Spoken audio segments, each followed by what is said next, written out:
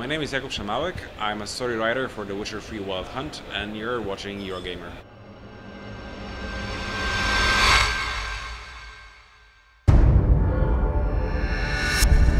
Greetings gamers, I'm Ian from Eurogamer, and at this year's Gamescom I was blown away by a 15-minute demo of The Witcher 3 Wild Hunt. I wasn't able to get any footage of the demo to share with you. CD Projekt are keeping it tightly under wraps for now, but I did get to speak to Jakuba Szamałka, a story writer on the game, so I asked him to explain to you guys what they were showing off.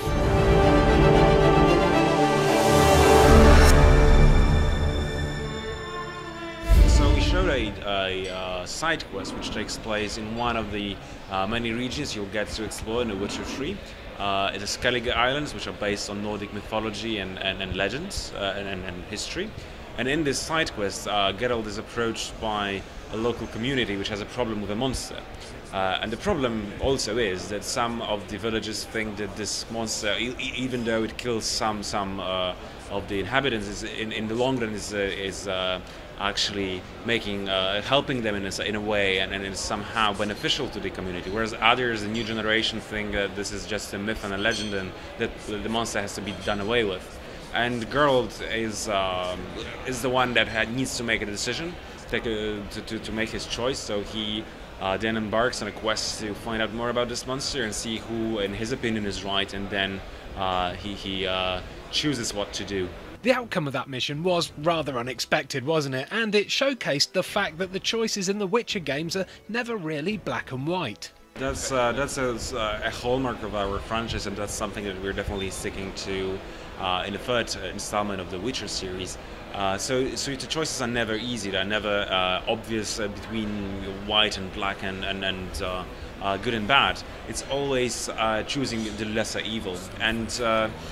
And of course, we are also trying to make the consequences both logical at the same time difficult to foresee, so that you don't really know what you will be up to after you make your decision. And one of the ways we accomplish that is that you usually don't learn about the consequences of your decision straight away, but only a certain time. So you can't just load your save file and try a different option and see what happens.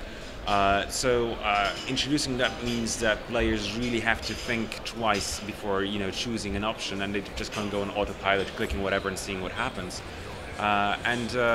We know that these decisions are difficult, and that sometimes they might be no good option really, but we think that this is what makes you really feel the story and identify with the character, because Geralt of Rivia lives in a very difficult world, and he has to make these choices at the same time, be able to look himself in the eyes in the mirror.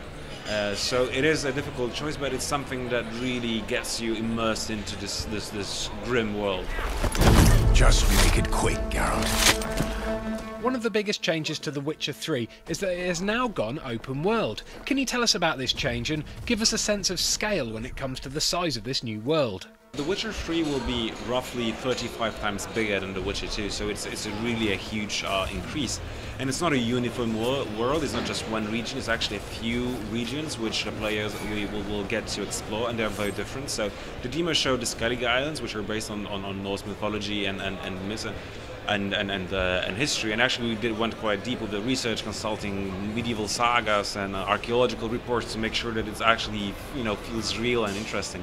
And this is inhabited by this land is inhabited by quite proud and honorable people who dream of doing heroic deeds and dying a heroic death. And then on the other hand, you have regions such as the No Man's Land, which is a land ravaged by wars, sparsely populated by small and close-knit communities which are very distrustful of the newcomers, where people are trying to make ends meet in a land which has been devastated by the war, in a very extreme conditions, and they don't care about honor at all. They care about what to put in their pot the next day.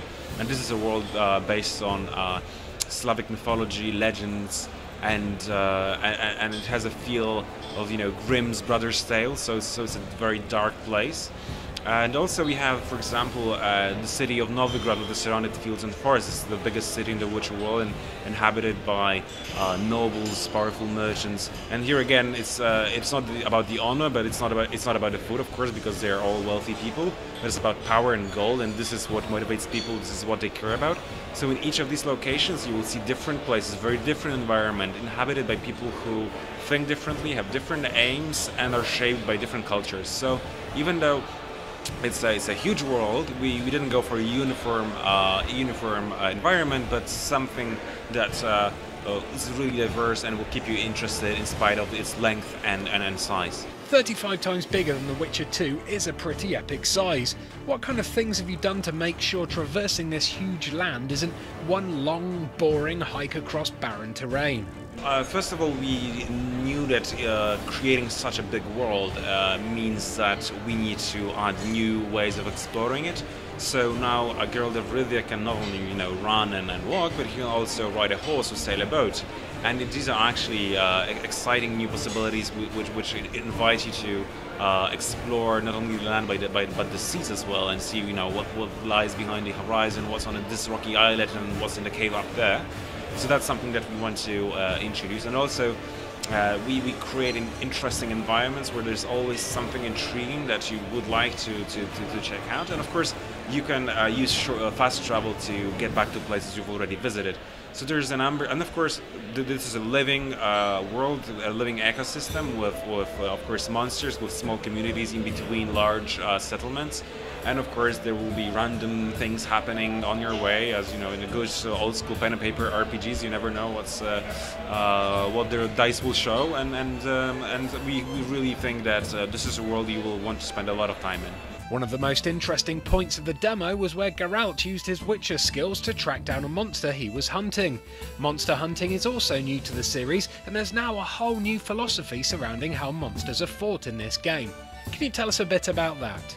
Again, in the small world of The Witcher 2, it was fine to have a simplified mechanic for fighting monsters. So, witches, of course, are monster slayers, and it's a part of their life and the job to go and help local communities with monsters which are pestering them.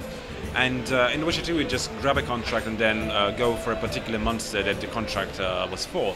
And it was fun, but it was sort of a simple sort of gameplay. And here we go beyond that, and we create a system which allows you to feel more like a Witcher, and also makes monster more interesting and more intriguing. So when you get a contract, you don't actually know what exactly you're facing, because the villagers that you're helping out do not have the same knowledge you do. So we advise the player, though this is not obligatory, to actually learn more about the opponent they're supposed to defeat, so that they can talk to witnesses about what they saw. They can examine the bodies of the victims to see how they have been killed. They can look at the footprints, the claw markings, and then having amassed all these bits of information, they can combine them and use the Witcher knowledge to identify the opponent they're targeting. And then, knowing its strengths and weaknesses, they can prepare for the fight and win it. And this is especially important since we won't be scaling our opponents. So even in the early stages of the game, you can bump into monsters which will be really tough opponents. So it's well advised that you feel respect for them and prepare. And also our monsters are really diverse, not only in terms of appearance. They're not the same animation on different models doing the same things. Each of them has a unique element, a unique feel, or a trick that they can use on Geralt. So for example, in the demo we showed two monsters. One of them is a powerful creature which can sort of hypnotize Geralt and influence how he sees things. So suddenly combat becomes much more difficult when the vision is limited. And we have another monster which is a forest spirit, and as such feels very at home in a forest, can influence the environment, can influence other inhabitants of the forest, so it can disappear in the fog and can call on other animals to help him in combat. So you have to take that into account and get ready for the confrontation with the monster that you are supposed to fight. Like I said at the start of the video, The Witcher 3 Wild Hunt demo was jaw-dropping. The next generation graphics bringing to life this huge open world in an incredibly realistic way. If you've never paid attention to the Witcher series before, but loved games like Oblivion and Skyrim, now's the time to sit up and start taking notes, because it doesn't take a witch or a warlock to foresee that this game is going to be something pretty damn special. We will of course have more Witcher 3 content for you in the future here on Eurogamer's YouTube channel, as well as plenty more exclusive interviews and interactive live streams, so please do chuck us a subscribe by clicking on that on-screen annotation. Hey wait, who's that guy?